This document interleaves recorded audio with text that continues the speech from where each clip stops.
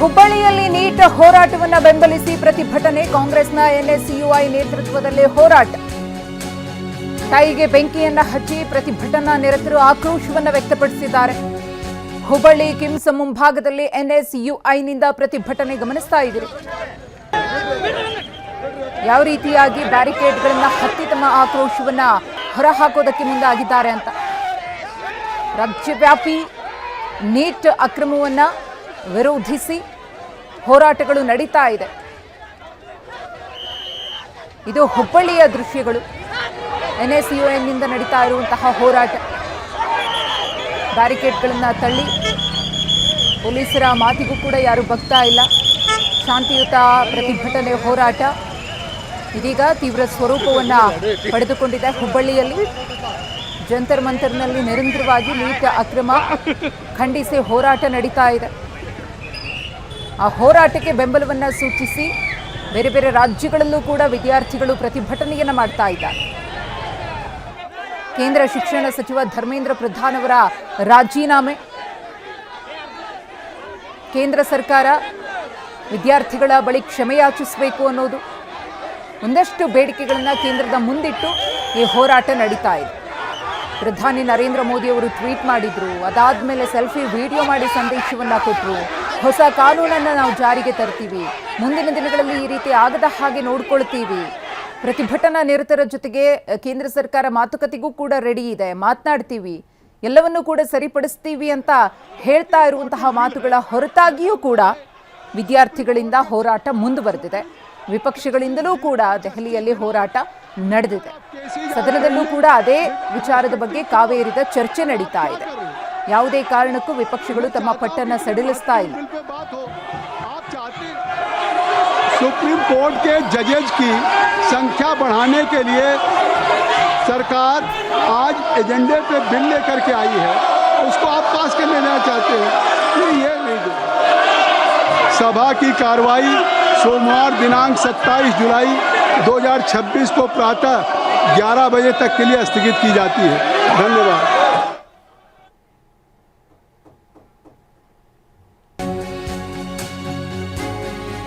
ಬೆಳಗಾವಿಯಲ್ಲಿ ಬಿಜೆಪಿ ನಾಯಕರ ಪ್ರತಿಭಟನೆ. ಮೋದಿ ಮನೆ ಬಳಿ ಪ್ರತಿಭಟನೆ ಮಾಡಿದ್ದಕ್ಕೆ ಇಲ್ಲಿ ಬಿಜೆಪಿಯಿಂದ ಆಕ್ರೋಶ. ಆರ್ಟಿಒ ವೃತ್ತದಲ್ಲಿರುವಂತಹ ಕಾಂಗ್ರೆಸ್ ಕಚೇರಿಗೆ ನುಗ್ಗೋದಕ್ಕೆ ಯತ್ನವನ್ನ ಪಟ್ಟಿದ್ದಾರೆ. ಡಿಸಿ ಕಚೇರಿ ಬಳಿ ಬಿಜೆಪಿ ಕಾರ್ಯಕರ್ತರು ಜಮಾವಣೆಗೊಂಡಿದ್ರು. ಗಮನಿಸ್ತಾ ಇದ್ದೀರಿ, ಮೋದಿ ಮನೆಯ ಬಳಿ ಕಾಂಗ್ರೆಸ್ ನಾಯಕರೆಲ್ಲರೂ ಕೂಡ ಹೋಗಿ ಪ್ರತಿಭಟನೆಯನ್ನ ಮಾಡಿದ್ರು. ಅವರಿಗೆ ಬೇರೆ ಬೇರೆ ಪಕ್ಷಗಳು ಕೂಡ ಸಾಥನ್ನ ಕೊಟ್ಟಿದ್ವು. ಎಸ್ಪಿಯಿಂದ ಅಖಿಲೇಶ್ ಯಾದವ್ ಅವರು ಸೇರಿದಂತೆ ಘಟಾನುಘಟಿ ನಾಯಕರು ಮೊನ್ನೆಯಷ್ಟೇ ಮೋದಿಯವರ ನಿವಾಸದ ಮುಂದೆ ಪ್ರತಿಭಟನೆಗೆ ಕೂತಿದ್ರು. ಅದನ್ನೇ ಖಂಡಿಸಿ ಇಲ್ಲಿ ಬಿಜೆಪಿ ಕಾರ್ಯಕರ್ತರಿಂದ ಕಾಂಗ್ರೆಸ್ ಕಚೇರಿಗೆ ಮುತ್ತಿಗೆ ಹಾಕುವಂತಹ ಯತ್ನ ನಡೆದಿದೆ. ಈ ವೇಳೆ ಕಾರ್ಯಕರ್ತರು ಮತ್ತು ಪೊಲೀಸರ ನಡುವೆ ತಳ್ಳಾಟ ನೂಕಾಟ ಆಗಿದೆ. ಮಾತಿಗೆ ಮಾತು ಬೆಳೆದಿದೆ. ನಿನ್ನೆಯೂ ಕೂಡ ಶಿವಮೊಗ್ಗದಲ್ಲಿ ಚಿತ್ರಣ ಹೇಗಿತ್ತು ಅನ್ನೋದನ್ನ ನೋಡಿದ್ವಿ. ಕಾಂಗ್ರೆಸ್ ಮತ್ತು ಬಿಜೆಪಿ ಎರಡೂ ಪಕ್ಷಗಳ ಕಾರ್ಯಕರ್ತರು ಪರಸ್ಪರರ ಕಚೇರಿಗಳಿಗೆ ನುಗ್ಗೋದಕ್ಕೆ ಯತ್ನವನ್ನ ಪಟ್ಟರು. ಕಲ್ಲು ತೂರಾಟವನ್ನ ನಡೆಸಿದ್ರು. ಡಿಸಿ ಕಚೇರಿಯ ಬಳಿ ಬಿಜೆಪಿ ಕಾರ್ಯಕರ್ತರನ್ನ ಪೊಲೀಸರು ತಡೆದಿದ್ದಾರೆ. ಆದರೆ ಅವರನ್ನ ಭೇದಿಸಿ ಅವರನ್ನ ತಳ್ಳಿ ನುಗ್ಗೋದಕ್ಕೆ ಒಂದಷ್ಟು ಮಂದಿ ಯತ್ನವನ್ನ ಪಡ್ತಾ ಇದ್ದಾರೆ. ಬಿಜೆಪಿ ನಾಯಕರ ಸಮರ್ಥನೆ ಏನಂದ್ರೆ, ಹೌದು ಅಕ್ರಮ ಆಗಿದೆ, ಅದನ್ನ ಕೇಂದ್ರ ಸರ್ಕಾರವೂ ಕೂಡ ಒಪ್ಕೊಂಡಿದೆ. ಅದಕ್ಕೆ ಸಂಬಂಧಪಟ್ಟಂತೆ ಒಂದಷ್ಟು ಮಂದಿಯ ಬಂಧನ ಆಗಿದೆ, ಅವರ ವಿಚಾರಣೆ ನಡೀತಾ ಇದೆ, ತಪ್ಪಿತಸ್ಥರಿಗೆ ಶಿಕ್ಷೆ ಆಗೇ ಆಗುತ್ತೆ, ಅದರಲ್ಲಿ ನೋ ಡೌಟ್. ಆದರೆ ಧರ್ಮೇಂದ್ರ ಪ್ರಧಾನ್ ಅವರ ರಾಜೀನಾಮೆಯನ್ನ ಕೇಳೋದು ಸರಿಯಲ್ಲ. ಯಾಕೆ ರಾಜೀನಾಮೆ ಕೊಡಬೇಕು ಅವರು? ಇದು ಕೇಂದ್ರ ಸೇರಿದಂತೆ ರಾಜ್ಯದ ಬಿಜೆಪಿ ನಾಯಕರ ಪ್ರಶ್ನೆಯಾಗಿತ್ತು. ಒಂದು ಇಲಾಖೆಯ ಹೊಣೆಯನ್ನು ಹೊತ್ತಿದ್ದಾರೆ. ಆ ಇಲಾಖೆಯಲ್ಲಿ ಈ ರೀತಿ ಅಕ್ರಮ ನಡೆದಿದೆ ಅಂದರೆ ಇಲಾಖೆಯ ಸಚಿವರಾದವರು ನೈತಿಕ ಹೊಣೆಯನ್ನ ಹೊತ್ತು ರಾಜೀನಾಮೆಯನ್ನ ಕೊಡುವುದು ಸರಿಯಲ್ವಾ ಅನ್ನೋದು ಕಾಂಗ್ರೆಸ್ ಮತ್ತು ಇತರ ವಿಪಕ್ಷಗಳ ಪ್ರಶ್ನೆ.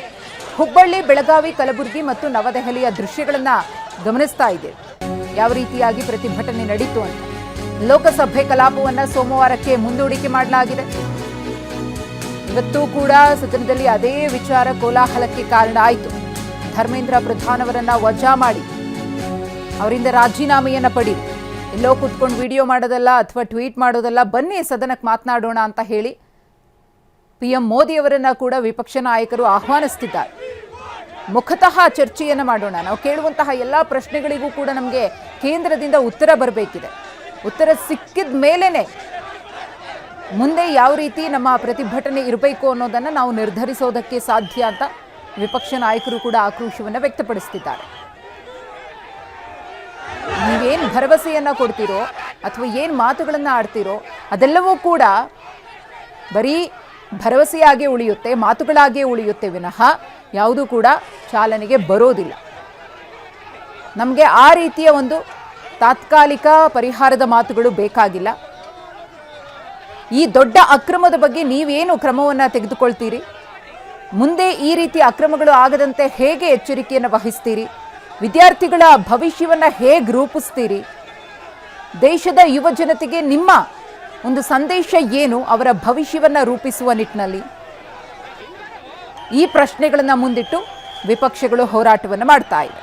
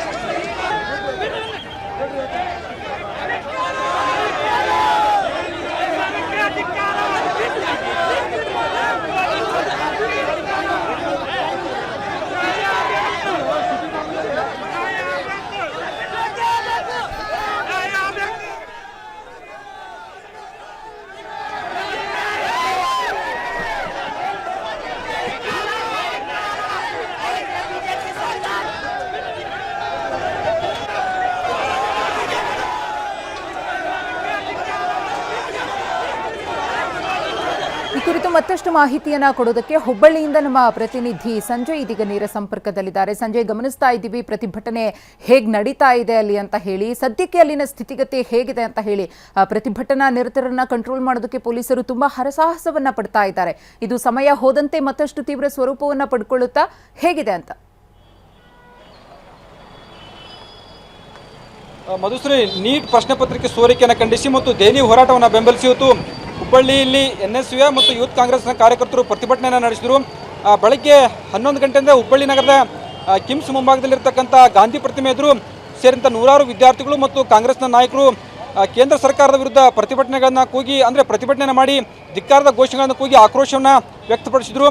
ನೂರಾರು ವಿದ್ಯಾರ್ಥಿಗಳು ರಸ್ತೆಯನ್ನು ತಡೆದರು, ಕೆಲವೊಬ್ಬರು ಟೈರ್ಗಳಿಗೆ ಬೆಂಕಿ ಹಚ್ಚಿ ಆಕ್ರೋಶವನ್ನು ವ್ಯಕ್ತಪಡಿಸಿದರು.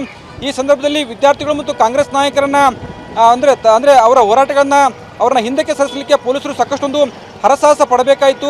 ಬ್ಯಾರಿಕೇಡ್ಗಳನ್ನು ತಳ್ಳಿ ಅನೇಕರು ಮುನ್ನುಗ್ಗಿ ಹೋಗುವಂಥ ಒಂದು ಕೆಲಸವನ್ನು ಮಾಡಿದ್ರು. ಈ ಸಂದರ್ಭದಲ್ಲಿ 50ಕ್ಕೂ ಹೆಚ್ಚು NSU ಕಾಂಗ್ರೆಸ್ ಕಾರ್ಯಕರ್ತರೊಂದಿಗೆ ಪೊಲೀಸರು ವಶಕ್ಕೆ ಪಡೆದಿರುವಂಥದ್ದು. ಇದೀಗ ನಾನು ಹುಬ್ಬಳ್ಳಿ ನಗರದ ಕಿಮ್ಸ್ನ ಮುಂಭಾಗದಲ್ಲಿರುವಂಥದ್ದು ದೃಶ್ಯಗಳಲ್ಲಿ ಕೂಡ ನೋಡಬಹುದಾಗಿದೆ. ಇಲ್ಲೇ ಸಾಕಷ್ಟು ಒಂದು ವಿದ್ಯಾರ್ಥಿಗಳು ಕಳೆದ ಒಂದೂವರೆ ಗಂಟೆಯಿಂದ ಸಾಕಷ್ಟು ವಿದ್ಯಾರ್ಥಿಗಳು ಪ್ರತಿಭಟನೆ ನಡೆಸಿದರು. ಪ್ರತಿಭಟನೆಕಾರರನ್ನ ಸಮಾಧಾನ ಮಾಡಲಿಕ್ಕೆ ಮತ್ತು ಅವ್ರನ್ನ ಹಿಂದಕ್ಕೆ ಸಲ್ಲಿಸಲಿಕ್ಕೆ ಪೊಲೀಸರು ಸಾಕಷ್ಟೊಂದು ಹರಸಾಹಸವನ್ನು ಪಡಬೇಕಾಯಿತು. ಸಾಕಷ್ಟು ಬ್ಯಾರಿಕೇಡ್ಗಳನ್ನು ಹಾಕಿ ಪೊಲೀಸರು ಸಾಕಷ್ಟು ಮುಂಜಾಗ್ರತಾ ಕ್ರಮಗಳನ್ನು ಕೈಗೊಂಡರೂ ಕೂಡ ಅನೇಕ ವಿದ್ಯಾರ್ಥಿಗಳು ಮತ್ತು ಕಾಂಗ್ರೆಸ್ ನಾಯಕರು ಬ್ಯಾರಿಕೇಡ್ಗಳನ್ನು ತಳ್ಳಿ ರಸ್ತೆ ಮಧ್ಯೆ ಹೋಗಿ ಅವ್ರನ್ನ ರಸ್ತೆ ಬಂದ್ ಮಾಡಲಿ ಪ್ರತಿಭಟನೆ ಮಾಡಲಿಕ್ಕೆ ಮುಂದಾಗಿದ್ರು. ಈ ಒಂದು ಸಂದರ್ಭದಲ್ಲಿ ಪೊಲೀಸರು ಅವರೆಲ್ಲರನ್ನು ಕೂಡ ಹಿಂದೆ ಸರಿಸಲಿಕ್ಕೆ ಸಾಕಷ್ಟೊಂದು ಪ್ರಯತ್ನ ಮಾಡಿದ್ರು. ಇದೀಗ ಅನೇಕ ಕಾರ್ಯಕರ್ತರನ್ನ ವಶಕ್ಕೆ ಪಡೆದುಕೊಂಡ ನಂತರ ಸದ್ಯ ಪರಿಸ್ಥಿತಿ ತಿಳಿಗೊಂಡಿರುವಂಥದ್ದು. ಆದರೂ ಕೂಡ ಇನ್ನೂ ಕೆಲ ವಿದ್ಯಾರ್ಥಿಗಳು ಮತ್ತು ಕಾಂಗ್ರೆಸ್ ನಾಯಕರು ಸ್ಥಳದಲ್ಲಿ ಇರುವಂಥದ್ದು. ಅವರೆಲ್ಲರನ್ನು ಕೂಡ ಚದುರಿಸಿ ಮನೆಗೆ ಕಳಿಸುವಂಥ ಒಂದು ಕೆಲಸವನ್ನು ಇದೀಗ ಪೊಲೀಸರು ಮಾಡ್ತಾ ಇರುವಂಥದ್ದು. ಸ್ವತಃ ಪೊಲೀಸ್ ಕಮಿಷನರ್ N. ಶಶಿಕುಮಾರ್ ಸೇರಿದಂತೆ 120ಕ್ಕೂ ಹೆಚ್ಚು ಪೊಲೀಸ್ ಸಿಬ್ಬಂದಿ ನಿಯೋಜನೆ ಮಾಡಲಾಗಿತ್ತು. ಪ್ರತಿಯೊಬ್ಬರನ್ನ ಇದೀಗ ಶಾಂತಿಯುತವಾಗಿ ಪ್ರತಿಭಟನೆಯನ್ನು ಮಾಡಿದ್ರು, ಮುಗಿಸಿ ಇದೀಗ ಅವ್ರನ್ನ ಮನೆಗೆ ಕಳಿಸುವ ಕೆಲಸ. ಆದರೆ ಮತ್ತೊಂದು ಕಡೆ ಏನೋ ಪ್ರತಿಭಟನೆ ಮಾಡ್ತಿದ್ರು, ಪ್ರತಿಭಟನೆ ಮಾಡಿದಂಥ ಅನೇಕ ವಿದ್ಯಾರ್ಥಿಗಳನ್ನು ಮತ್ತು ಕಾಂಗ್ರೆಸ್ ನಾಯಕರನ್ನ ಇದೀಗ ಪೊಲೀಸರು ವಶಕ್ಕೆ ಪಡೆದಿರುವಂಥದ್ದು. ಕಳೆದ 1 ಗಂಟೆಯಿಂದ ಹುಬ್ಬಳ್ಳಿಯಲ್ಲಿ ಸಾಕಷ್ಟೊಂದು ಪ್ರತಿಭಟನೆಗಳಾಗ್ತಾ ಇತ್ತು. ಅಂದರೆ ಧರ್ಮೇಂದ್ರ ಪ್ರಧಾನ್ ರಾಜೀನಾಮೆ ನೀಡಲೇಬೇಕು ಅಂತ ಒಂದು ಆಗ್ರಹವನ್ನು ಇಲ್ಲಿನ ವಿದ್ಯಾರ್ಥಿಗಳು ಮತ್ತು ಕಾಂಗ್ರೆಸ್ ನಾಯಕರು ಮಾಡ್ತಾ ಇದ್ರು. ಆದರೆ ಇದೀಗ ಕಾಂಗ್ರೆಸ್ ನಾಯಕರನ್ನ ಮತ್ತು ಯುವ ಕಾಂಗ್ರೆಸ್ ಕಾರ್ಯಕರ್ತರು ಮತ್ತು ಅನೇಕ ವಿದ್ಯಾರ್ಥಿಗಳನ್ನ ವಶಕ್ಕೆ ಪಡೆದುಕೊಂಡ ನಂತರ ಪ್ರತಿಭಟನೆ ತಹಬದಿಗೆ ಬಂದಿರುವಂಥದ್ದು. ಮಧುಶ್ರೀ, ಧನ್ಯವಾದ ತಮ್ಮ ಮಾಹಿತಿಗಾಗಿ ಸಂಜಯ್.